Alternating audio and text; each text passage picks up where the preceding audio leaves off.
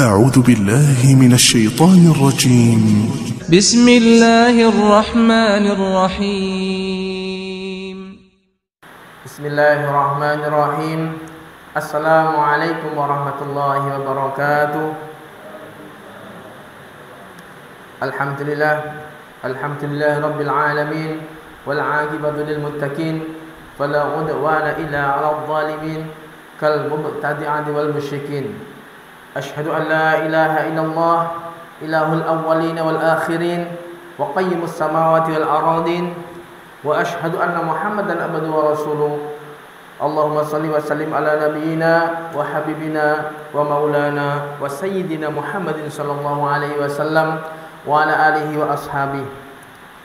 وقال الله تعالى في كتابه الكريم: يا أيها الذين آمنوا اتقوا الله حق تقاته ولا تموتن إلا وأنتم مسلمون.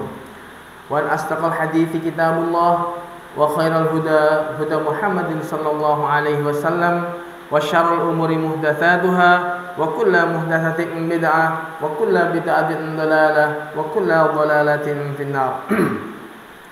Ma'asyiral muslimin rahimani wa rahimakumullah.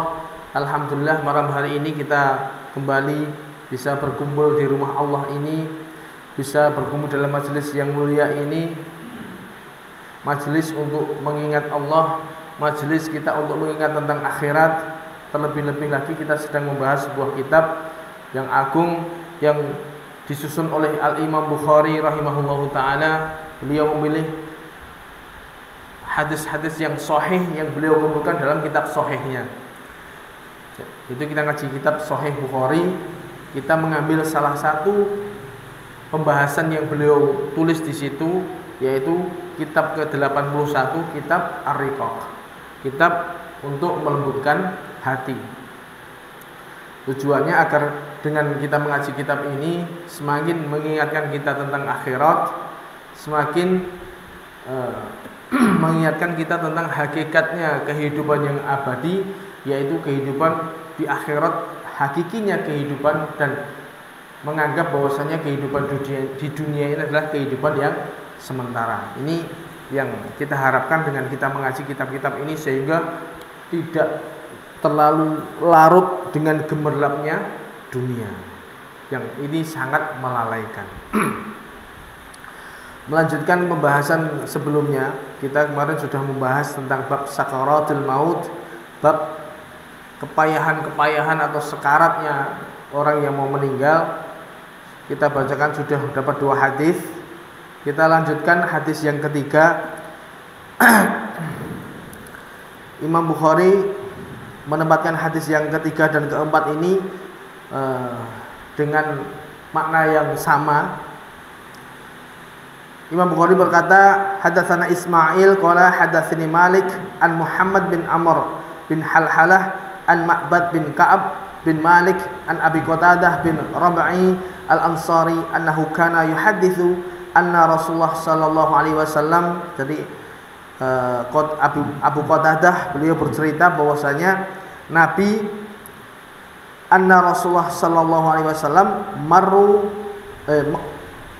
murra alaihi bi janazah. Ada dilewatkan di depan beliau jenazah. Jadi ada jenazah yang lewat di depan beliau. Faqala, maka Nabi berkata, mustarihun wa mustarahun minhu. Jenazah ini dia istirahat atau istirahat darinya. Ketika mendengar sabda Nabi yang seperti itu, sahabat bingung. Maksudnya apa? Istirahat, orang ini istirahat atau istirahat darinya, maksudnya gimana? Mereka qalu ya Rasulullah, mal mustarihu wal mustarahu min. Apa maksudnya dia istirahat ataupun istirahat darinya? Qala, Nabi bersabda, al abdul mu'min yastarihu min nasabid dunya wa adzaha ila rahmatillah. Kalau dia seorang jenazah, seorang laki-laki mukmin, seorang beriman, dia taat kepada Allah, maka dia beristirahat dari kepayahan dunia dan penderitaan-penderitaan dunia, menuju kepada rahmatnya Allah. Jadi ketika jenazah ini jenazahnya orang iman, jenazahnya orang yang taat kepada Allah, maka dia beristirahat dari segala kepayahan duniawi. Termasuk pembahasan kita yang kita bahas, yaitu tentang sakarat, payahnya keadaan sekarat.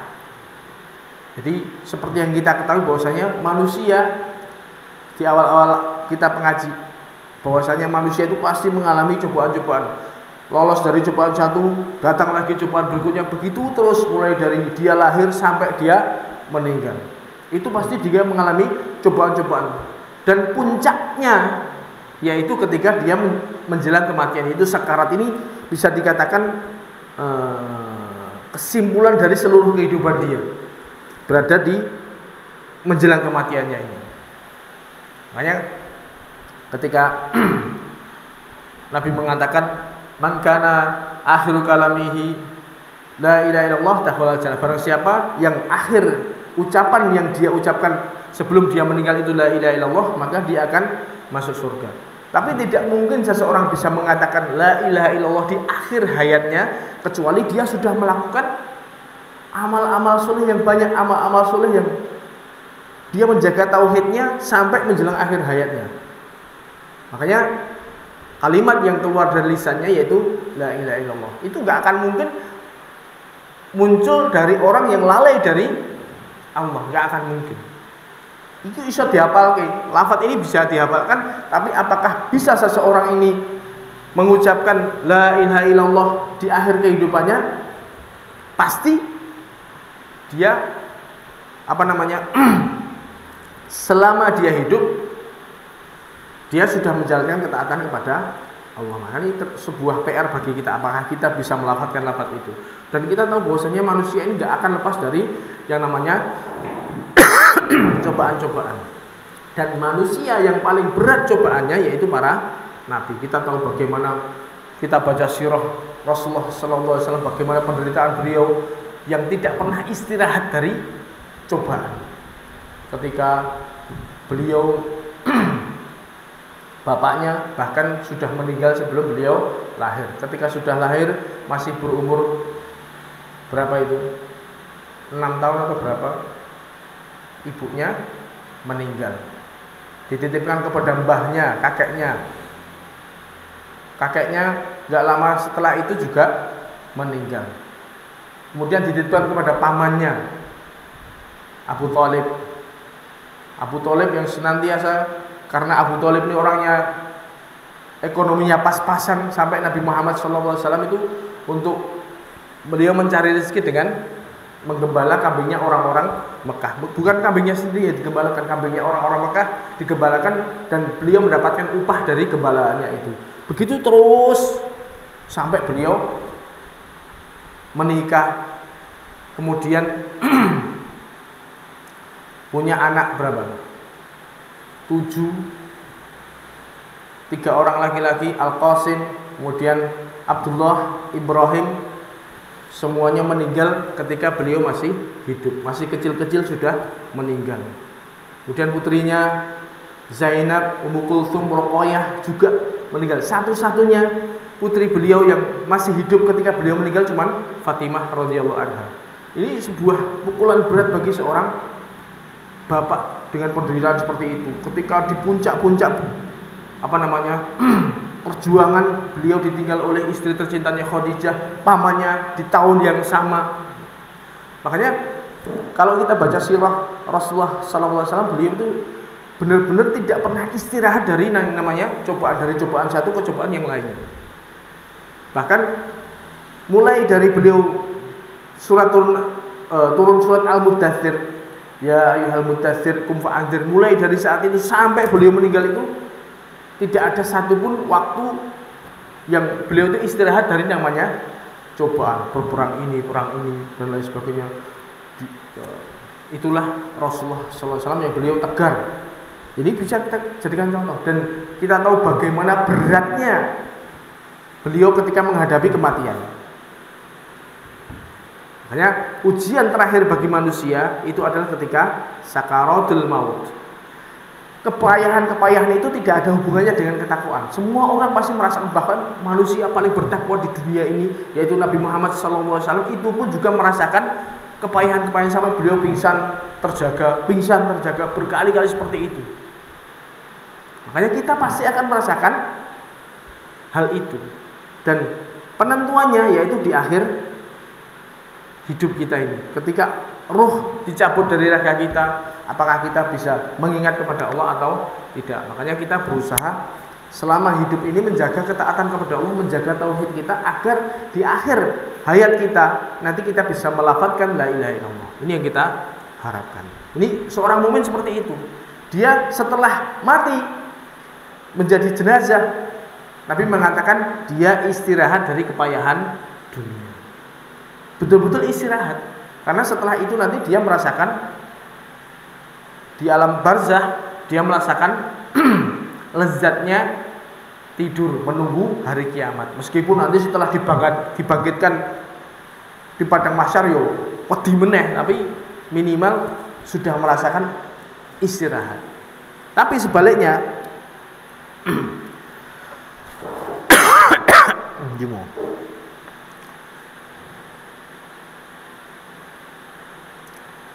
wal abdul fajir yastarihu minhul ibad wal bilad wasyajaru wad dawab. Dan seorang hamba yang fajir, yang dia kafir atau dia maksiat kepada Allah, dia ahli maksiat, ketika dia meninggal maka orang di sekitarnya beristirahat dari kejelekannya. Orang di sekitarnya bisa beristirahat dari kejelekan orang ini. Ini berarti kan cuma ada dua hal. Ketika seseorang itu meninggal, dia istirahat, atau orang lain yang istirahat dari keburukan. Ada orang seperti itu modelnya. Dia senantiasa memberikan mudarat kepada orang-orang di sekitarnya, baik itu anak istrinya, baik itu tetangganya, baik itu orang jauh, baik itu orang dekat, semuanya tidak terlepas dari gangguannya. Bahkan hewan-hewan, bahkan tumbuh-tumbuhan juga tidak lepas dari kejelekannya. Makanya ketika dia meninggal, maka orang-orang alam di sekitarnya itu beristirahat dari keburukannya. Jenazah hakikatnya seperti itu. Makanya kita jangan jadi orang yang kedua ini. Orang lain beristirahat dari keburukan kita. Cuman ada dua toh. Kita beristirahat dari kepayahan dunia, atau orang di sekitar kita beristirahat dari keburukan dunia, dari keburukan kita. Paham ya? Nah, ini menandakan bahwasanya seseorang untuk hubungannya dengan bab tadi, yaitu tadi ketika seorang itu beristirahat, berarti dia ketika proses ihtidor, proses menjelang sakaratul maut itu, dia merasakan kepayahan yang sangat. Nah, ini tadi ketika dia sudah nyawanya dicabut, dia sudah istirahat. Makanya Al-Imam Umar bin Abdul Aziz itu mengatakan, saya tidak akan minta kepada Allah agar diringankan sekarat maut, karena itu adalah ujian terakhir bagi manusia dan peluang bagi manusia yang besar untuk menggugurkan dosa-dosanya. Kan dengan kepayahan-kepayahan itu, dan dia bisa bersabar di atas kepayahan sebelum dia meninggal, maka dosa-dosanya digugurkan oleh Allah dan dengannya diangkat derajatnya. Setelah itu dia diberi kabar gembira oleh Allah bahwasanya dia akan dimasukkan dalam surga, dan dia sangat rindu untuk bertemu dengan Allah. Makanya Imam Umar bin Abdul Aziz mengatakan, saya tidak akan minta diringankan sekarat ketika sekarat. Makanya itu adalah sebuah hikmahnya sangat besar, karena itu adalah ujian terakhir kita, ujian terakhir manusia, dan peluang terakhir manusia untuk menggugurkan dosa-dosanya. Ini kita harus tahu bahwasanya kita harus siap sebelum meninggal. Pasti dari entah bagaimanapun caranya, kita mungkin akan mengalami hal ini. Makanya tetap kita harus selalu ingat kepada Allah Subhanahu wa taala. Kemudian hadis berikutnya dengan makna yang sama, hadatsana Musaddad hadatsana Yahya an Abdi Rabbih bin Sa'id an Muhammad bin Amr bin Halhalah hadatsani Ibnu Ka'win an Abi Qatadah an Nabi sallallahu alaihi wasallam qala mustarihun wa mustarahun minhu. Seorang jenazah itu cuma ada dua, yaitu dia beristirahat dari kepayahan dunia, atau orang di sekitarnya beristirahat dari keburukannya. Al-mu'min yastarih. Adapun seorang mukmin dia beristirahat. Namanya kita harus menjaga keimanannya agar ketika kita menjadi statusnya menjadi jenazah, kita menjadi orang yang istirahat. Hadis berikutnya, Hadatsana Humaid, Hadatsana Sufyan, Hadatsana Abdullah bin Abi Bakar bin Amr bin Hazm, Sami'a Anas bin Malik yaqul. Anas bin Malik berkata, qala Rasulullah sallallahu alaihi wasallam, Nabi bersabda, yatba'ul mayyit thalathatun fayarji'u thnani wa yabqa ma'ahu wahid. Seorang mayit itu diikuti oleh 3 hal, 3 macam. Yang 2 kembali, yang 2 kembali, yang 1 akan menyertainya. Yatba'uhu ahluhu wa maluhu wa amaluhu fayarji'u ahluhu wa maluhu wa yabqa amaluhu. Yang 3 tadi keluarganya, hartanya dan juga amalnya. Yang 2 kembali tidak ikut bareng dia, adapun yang 1 yang menyertai dia itu amalnya. Ini termasuk mengisyaratkan bahwasanya amal ini mempunyai peranan besar di dalam bagaimana nasib kita. Karena tadi yang akan menyertai kita ya cuma 1 tuh amal nih. Keluarga ketika sudah layak kita dikuburkan, nggak akan lama di situ. Seandainya mendoakan kita, itu akan segera meninggalkan. Bahkan salah satu bentuk Allah mentakdirkan mayit bisa mendengar suara sandalnya orang yang mentakziah, sehingga mayit betul-betul merasa bahwasanya dia ditinggal sendirian di situ. Itu penderitaan tersendiri, ditinggal dewe itu. Itu rasanya sebuah penderitaan tersendiri. Kemudian hartanya juga nggak ikut dikuburkan bersamanya. Meskipun ada sebagian orang yang punya keyakinan batil misalnya, wah ada orang-orang biasanya kuburan-kuburan gede, kayak zaman dulu kuburan-kuburan Cina, karena emas ditanam, tujuannya apa? Biar ketika mayit meninggal dia punya harta yang banyak, di akhirat nanti juga dia menjadi orang yang kaya, tapi itu adalah keyakinan yang hartanya yang dia ditanamkan di situ pun tidak bermanfaat sedikit pun bagi mayit. Meskipun dibangunkan piramida kayak di Mesir itu, dibangunkan piramida segede itu menyertai mayit, hartanya juga dicemplungkan di situ semuanya, tujuannya agar si mayit nanti ketika di alam berikutnya dia mendapatkan kebahagiaan, itu juga sama sekali tidak berarti, tidak berfaedah, karena yang berfaedah bagi mayit hanya amal solehnya.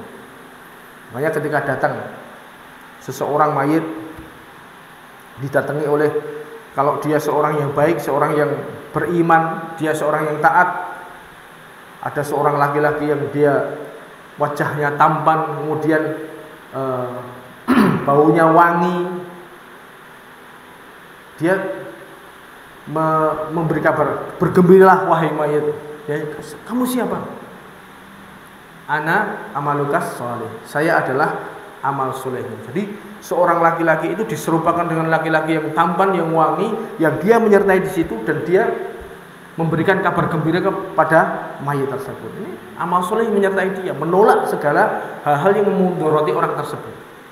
Adapun orang yang fajir, orang yang kafir, maka didatangkan baginya seorang laki-laki yang buruk rupa dengan bau yang sangat busuk dan memberikan kabar kepada orang ini bahwasanya engkau akan diazab. Loh, kamu siapa ini? Saya adalah amal burukmu di dunia. Jadi amal kita akan menyertai kita di alam barzakh. Begitu pula nasib kita ketika proses ihtidar, ketika dicabut itu tadi juga ditentukan oleh amal kita. Makanya malu sudah jelaskan bahwa ketika seorang mukmin amal solehnya dia membantu dia untuk proses ihtidarnya itu enak. Kalau dia orang yang fajir, maka proses pencabutan nyawanya juga dengan kasar. Ini juga menunjukkan bahwa kita bahwasanya amal soleh kita ini akan menentukan nasib kita mulai dari pertama kali kita dicabut nyawanya, mulai dari proses ihtidur, meskipun sebelumnya berat, tapi dengan amal soleh yang kita kerjakan ini bisa membuat kita nyaman, istirahat tadi. Ketika dicabut nyawanya, kita sudah bisa merasakan nikmat. Belum lagi ketika bisa menjawab 3 pertanyaan dari malaikat. Kita bisa menjawab dengan sukses, maka kita istirahat dengan tenang. Nanti hadis di bawahnya. Ini menunjukkan bahwasanya amal soleh ini suatu hal yang betul-betul menyelamatkan seseorang. Kemudian hadis berikutnya,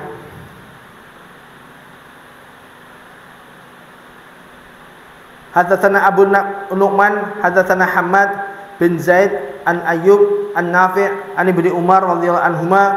Qala berkata sapa Ibnu Umar, qala Rasulullah sallallahu alaihi wasallam, idza mata ahadukum ketika kalian sudah meninggal, mati, uridu alaihi maq'aduhu gudwatan wa asyian. Ketika kalian sudah meninggal, sudah mati, sudah dikubur, maka diperlihatkan bagi orang tersebut, bagi kalian, tempat yang akan kalian tempati di akhirat kelak.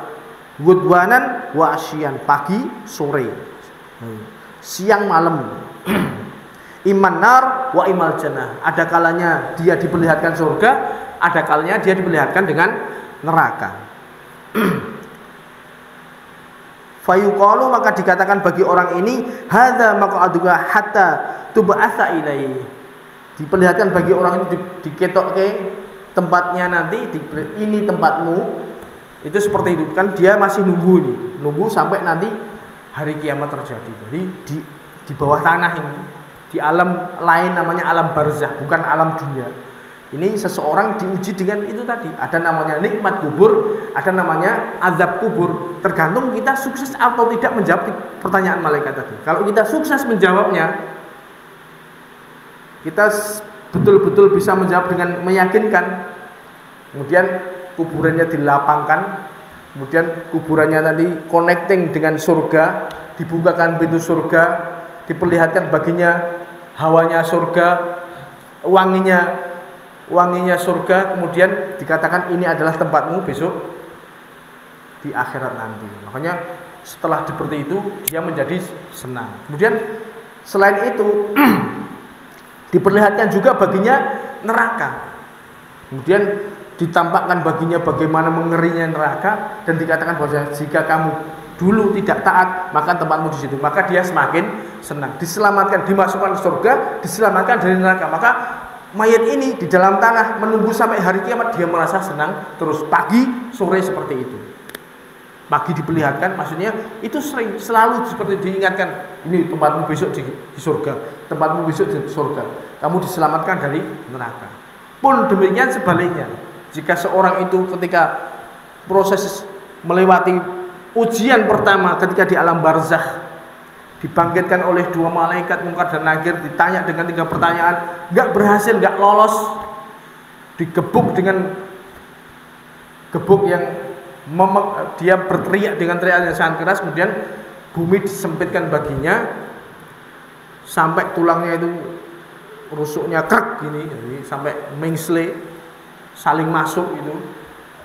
Kemudian diperlihatkan baginya tempatnya di neraka. Itu adalah, jadi hawa panasnya itu bisa dia rasakan, hawa panasnya, kemudian baunya, bagaimana busuknya bau neraka itu dia rasakan setiap hari pagi dan sore. Ini adalah tempatmu besok. Dia menderita. Baru nunggu hari kiamat itu sudah menderita, sudah penderitaan yang luar biasa. Dia menyesal. Kemudian ditambahkan surga, dengan segala macam keindahannya. Seandainya kamu dulu taat, maka tempatmu di situ. Semakin dia merasa menderita. Dari penyesalan yang baru di alam barzakh dia sudah nyesal, belum nanti di akhirat. Makanya jangan kita melalaikan hal ini, karena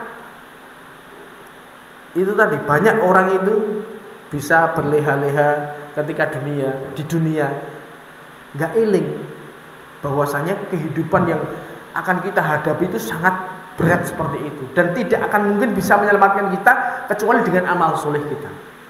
Nah, kalau kita sadar betul, maka kita mestinya kita akan semangat ketika menjalankan amal soleh meskipun berat. Ini kita harus menjihad dengan hawa nafsu kita.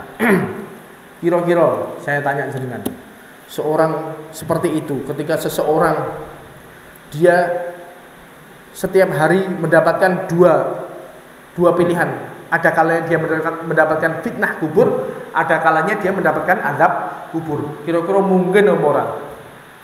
Terus mayit ini nanti arwahnya gentayangan moro nanggone sing mateni biyen misalnya, wah dia balas dendam. Kira-kira mungkin orang.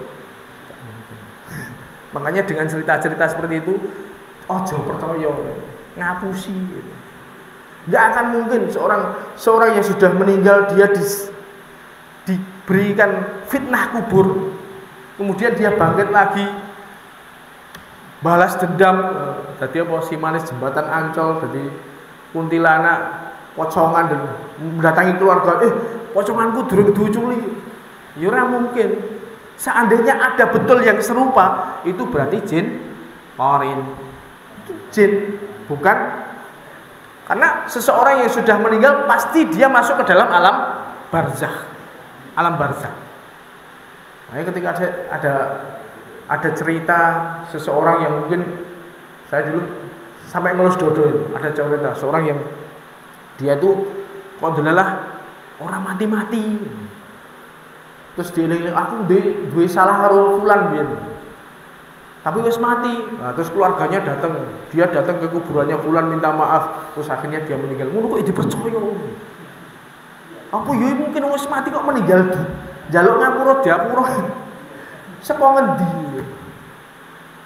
Makanya ini kalau keyakinan kita keyakinan yang benar, maka hal ini gak akan terjadi. Orang yang sudah meninggal itu dia sudah masuk dalam alam barzakh, gak akan mungkin muncul lagi di dunia. Seandainya pun Allah memberikan kesempatan, pasti seperti halnya yang Allah firmankan dalam surat Al-Hasr ini. Wa anfiqu mimma razaqnakum min qabli an ya'tiya ahadumul maut fayaqulu rabbi laula akhartani ila ajalin qarib fa asaddaqa wa aku minas sholihin. Ya Allah, seandainya Engkau memberikan saya waktu sedikit aja, mundur sithik ae, saya akan sedekah. Dia akan amal soleh. Lah ngopo dadak golek perkara mau bener dikasih umur lagi, dia nggak akan mungkin macam-macam marani sing mateni dhek sing dolimi dhek, nggak akan mungkin. Dia akan mengerjakan amal soleh. Laula akhartani ila ajalin qarib fa asaddaqa, saya akan bersedekah. Seandainya, tapi fala ya'khirallahu, Allah tidak akan mengakhirkan ajal seseorang. Ini kaidah. Berarti tidak mungkin seseorang yang sudah mati kok muncul meneh nang donya, ngimpeni, datangi ke orang yang keluarganya, ngasih tahu di sana aku biar nyimpen iki, di sana aku biar nyimpen iki. Itu jin koren yang menyertai orang yang sudah meninggal ini. Orangnya sudah meninggal, jinnya masih hidup. Seperti itu. Gak akan mungkin orang yang sudah mati kok muncul lagi. Makanya jangan gampang percaya dengan cerita-cerita mitos-mitos yang berkembang di masyarakat. Paham ya? Kemudian hadis berikutnya, hadatsana Ali bin Ja'ad akhbarana Syu'bah anil A'mash an Mujahid an Aisyah qalat qala Nabi sallallahu alaihi wasallam la tasubbul amwat. Nabi bersabda, jangan kalian mencela orang yang sudah mati. Ojo mbok celatu, meskipun dia orang yang buruk. Fa innahum qad afdhu ila ma qaddamu, karena sesungguhnya mereka sudah langsung menjumpai apa yang mereka telah kerjakan. Jadi kita jangan mencela orang yang sudah mati, meskipun orang yang meninggal itu orang yang buruk. Ojo dietrek-etrek ketika dia sudah meninggal, karena sudah cukup hukuman dari Allah terhadap orang ini. Dia pasti akan menjumpai apa yang sudah dia kerjakan. Dia pasti akan menjumpainya. Ini juga hadis ini menunjukkan bahwasanya orang yang sudah meninggal, begitu dia meninggal langsung dia merasakan efek dari amalan dia di dunia. Kalau dia beramal soleh, dia langsung merasakan efek dari amal solehnya itu, yaitu berupa kerinduan bertemu dengan Allah. Kalau dia beramal buruk, dia langsung menjumpai efek dari amal buruknya itu, yaitu dia enggan untuk bertemu dengan Allah, sehingga Allah pun enggan bertemu dengan orang ini. Ini menunjukkan bahwasanya amal soleh ini berkaitan dengan nasib kita di akhirat kelak, dan hubungannya dengan bab sakarat. Berarti fase sebelum ini kita pasti akan menjumpai sekarat, dan kita harus siap dengan hal ini. Bahkan manusia paling mulia pun mengalami yang namanya sekarat. Makanya jangan berkecil hati seandainya ada dari keluarga kita, mungkin ibu kita, bapak kita, atau mungkin kita nanti yang akan mengalaminya. Kita bersabar di atas penderitaan itu, ingat Allah, dan dengan demikian, dengan sabaran itu akan menggugurkan dosa-dosa kita dan akan mengangkat derajat kita. Mudah-mudahan kita menjadi orang yang dimudahkan oleh Allah, menjadi orang-orang yang rindu untuk bertemu dengan Allah, dan Allah juga rindu ketemu dengan kita. Kemudian hadis berikutnya, bab berikutnya, tadi kan sudah hadis sakarat sudah habis, yaitu babu nafkhis sur, bab tiupan sangkakala. Qala Mujahid, asur kahaiatil buk. Sur, sangkakala itu seperti halnya, bentuknya seperti halnya buk. Itu tanduk sing melengkung munggah ngoten niku. Buk itu tanduk yang dibuat untuk trompetnya, modelnya kayak gitu, kayak tanduk kayak gitu. Kemudian Imam Bukhari membawakan beberapa kata yang hampir sama, itu zajratun, faidah hiya zajratun wahidah. Zajratun itu adalah teriakan atau suara keras. Wa qala Ibnu Abbas berkata, an-nakur, dalam surat Mudaththir itu ya, faidah nukira fin nakur, ketika sudah ditiupkan nakur maksudnya asur, yaitu sangkakala. Ar-rajfah, yauma tarjufur rajifah, dalam surat An-Nazi'at, yauma tarjufur rajifah, yaitu hari di mana tiupan pertama dibunyikan. Jadi tiupan pertama itu adalah semua makhluk mati, kemudian tatba'uhar radifah, kemudian diikuti dengan tiupan kedua. Tiupan kedua itu semuanya yang mati tadi bangkit kembali. Jarak antara tiupan pertama dengan tiupan kedua yaitu jaraknya 40. Di sini tidak disebutkan 40 harikah, 40 minggukah, atau 40 tahun, yang jelas jaraknya 40. Selama 40 ini maka Allah menurunkan hujan. Ada yang menerangkan kamani rijal, yang hujan tadi seperti halnya maninya seorang laki-laki yang dia masuk ke dalam tanah, kemudian mencari sisa-sisa terakhir dari tulang manusia, yaitu tulang ekornya. Kemudian ketika sampai padanya air tadi, kemudian di jasadnya dikembalikan oleh Allah dari yang asalnya tulang ekor tadi, disusun kembali, kembali dengan jasad yang utuh kembali. Dan jasadnya lebih kuat, pandangannya lebih tajam. Makanya ketika jasad yang kedua ini tadi setelah dia mati, ini dia pandangannya lebih tajam, bisa melihat jin, bisa melihat malaikat, bahkan ahli surga nanti bisa melihat Allah, yang mana di dunia manusia tidak akan bisa melihat Allah. Bahkan Nabi Musa yang ingin melihat Allah itu pingsan saking mulianya Allah. Dan nanti di akhirat ahli surga bisa melihatnya. Dan jasadnya yang ini lebih kuat, lebih kokoh, sehingga ahli neraka ketika dibakar di neraka itu nggak mati-mati. Itu diberikan jasad yang baru. Ketika nanti di tiupan sangkakala tiupan yang kedua, bangun. Nah, itu tadi. Ini termasuk tiupan sangkakala. Kemudian Imam Bukhari membawakan hadis. Hadatsani Abdul Aziz bin Abdullah qala hadatsani Ibrahim bin Sa'id an ibni Syihab an Abi Salamah ibni Abdurrahman wa Abdurrahman A'raj annahuma hadatsahu anna Abu Hurairah qala. Abu Hurairah berkata, istabba rajulani, saling mencaci dua orang laki-laki, Rajulun minal muslimin, yang satu dari seorang muslim, wa rajulun minal yahud, yang satu dari Yahudi. Faqala al muslim, walladzi istafa Muhammadan 'alal alamin. Demi zat yang Allah memilih Nabi Muhammad mengalahkan seluruh orang sealam semuanya. Yahudi ora trimo. Yahudi kan dia, orang-orang Yahudi itu mereka mengaku pengikut Nabi Musa, tapi tidak mengakui kenabian Nabi Isa. Menganggap Nabi Isa adalah anak zina.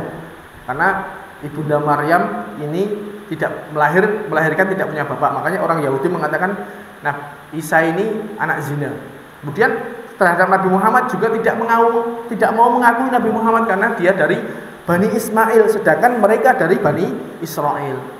Jalur keturunan Yakub. Mereka juga nggak mau mengakui Nabi Muhammad. Makanya ketika ada seorang muslim, walladzi nafsu Muhammadin walladzi istafa Muhammadan 'alal alamin, demi Allah yang memilih Nabi Muhammad mengalahkan seluruh alam, Yahudi ra trimo. Baqala Yahudi, walladzi istafa Musa 'alal alamin, demi zat yang Allah memilih Nabi Musa mengalahkan orang seluruh alam. Nyek-nyekan, nabiku pol. Orang Yahudi ra trimo. Jek apik nabiku. Jadi cara bodone ngoten niku. Apik nabiku. Jadi tapi mereka saling merendahkan. Kemudian faghadibal muslim inda dzalik falatama wajhal yahud. Wah, muntah ketika Yahudi ngomong, "Oh, Musa luwih apik daripada Nabi Muhammad. Daripada Musa alam apik luwih apik Musa." Muslim dia muntah terus dipambang pok. Fadhahabal Yahudi ila Rasulullah sallallahu alaihi wasallam. Kemudian Yahudi tadi lapor kepada Nabi.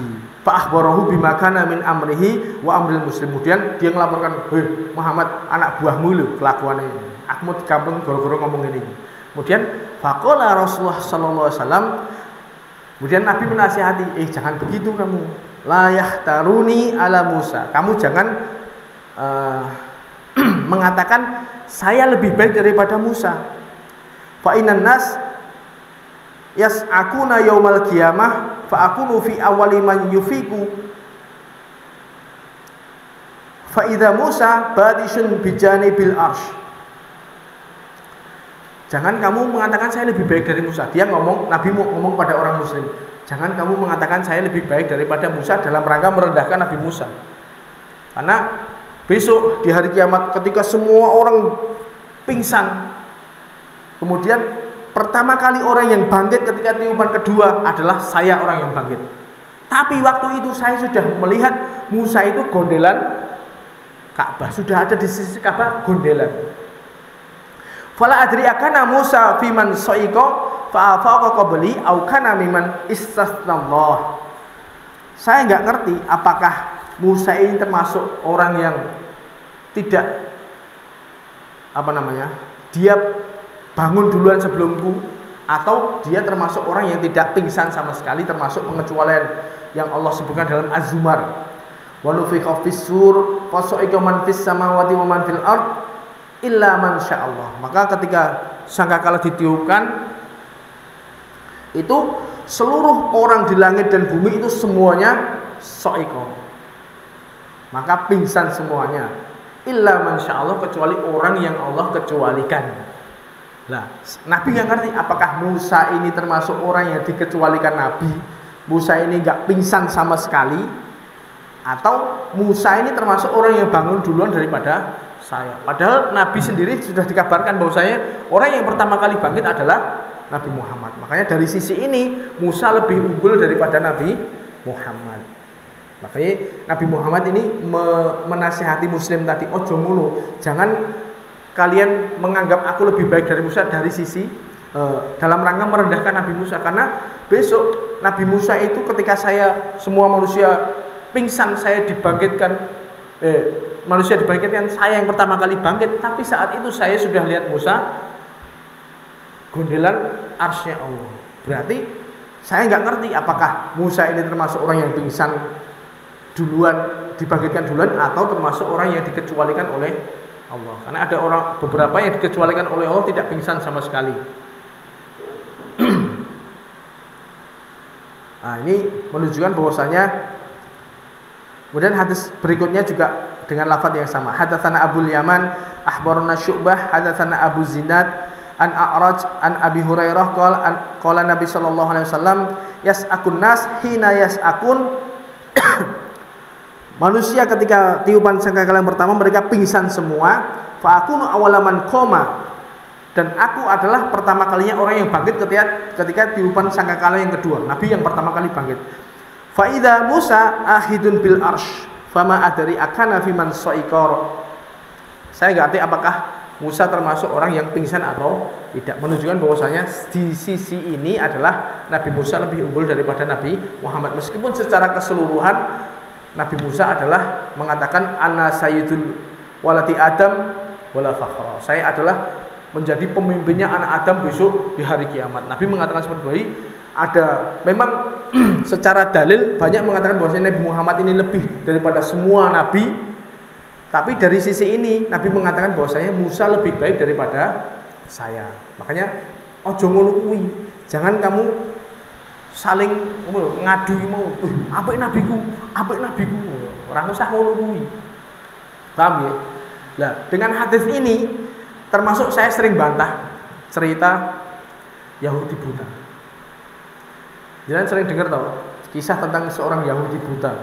Seorang Yahudi yang berada di pojok pasar Madinah, dia setiap hari mencela Nabi Muhammad SAW. Tapi dengan kebaikan akhlak Nabi datang kepada orang tersebut. Orang Yahudi ini setiap hari ngomong kepada orang-orang, jangan deketi Muhammad, hati-hati dengan Muhammad itu tukang sihir, Muhammad itu orang gila, dan lain sebagainya. Tiap hari ngomong seperti itu. Tapi dengan kebaikan akhlak Nabi datangi pengemis ini, kemudian disuapin karena dia orang buta, diperbaikin tiap hari. Kemudian Nabi bahkan diomongi, kamu jangan deketi Muhammad. Dengan narasi-narasi seperti itu koyo elok. Sampai Nabi meninggal. Kemudian Nabi meninggal digantikan oleh Abu Bakar. Abu Bakar melakukan semua yang dilakukan Nabi, dan dia nanya, wahai Aisyah, nanya ke putrinya, apa yang sudah dikerjakan Nabi yang belum saya lakukan? Aisyah mengatakan, engkau sudah melakukan semua sunnahnya Nabi kecuali satu. Apa hui? Itu di pojokan pasar Madinah ada orang yang setiap hari mencela Nabi Muhammad, tapi Nabi Muhammad selalu mendatangi orang tersebut. Kemudian Abu Bakar datang kepada orang tersebut. Loh, kok beda? Sapa kowe? Saya adalah orang yang menggantikan orang yang kamu cela setiap hari. Pusing tak? Yang saya cela itu, yang ngeladeni saya setiap hari itu Muhammad toh. Gini cerita seperti itu sering dengar kan? Kira-kira jenengan bayangke wae. Seorang muslim yang bahkan ketika Nabi Muhammad ada orang Yahudi yang ngomong, Musa lebih baik dari Muhammad. Musa ini kan orang apik toh. Nabi juga diakui orang kaum muslimin. Ketika mereka mengunggulkan Nabi Musa dibandingkan Nabi Muhammad, dipampleng kok. Kira-kira pengemis ini ora banyak wisan. Ketika sahabat mendengar ada orang mencela Nabi Muhammad, kira-kira terus orang dikerutuki yang sak Madinah.